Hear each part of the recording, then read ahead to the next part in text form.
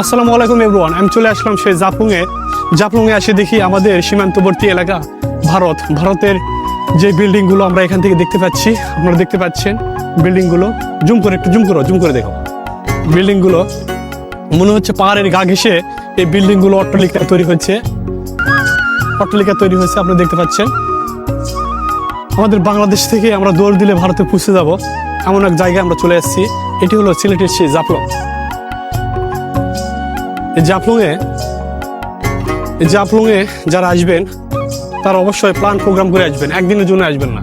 একদিনের জন্য আসলে শুধু আপনাদের অর্থ খরচে আপনারা লাভবান হতে পারবেন না। এই জন্য দীর্ঘ সময় ধরে জাফলংয়ে আসবেন। আর যেটি মায়াবী ঝর্ণা এবং ঝর্ণার পানি শুকিয়ে গেছে, আর যারা এই ঝর্ণার জন্য আসবেন এই জাফলংয়ে, অবশ্যই আপনাদেরকে আমি বলতেছি আসার এখন বর্তমান প্রয়োজন নেই। কাউকে থেকে শুনে জানে তারপরে আসবেন। দেখতে পাচ্ছেন এই বিল্ডিংগুলো কিন্তু কালের সাক্ষী হয়ে দাঁড়াচ্ছে। আগে নাকি শুনছি আমাদের বাংলাদেশের মধ্যে ছিল, কিন্তু বর্তমান বাংলাদেশের মধ্যে নেই। ইন্ডিয়া দখল করে নিয়েছে। যে চুক্তির বিনিময়ে, যে কোনো চুক্তির বিনিময়ে হোক, ওনারা দখল করে নিয়েছে। আপনারা দেখতে পাচ্ছেন।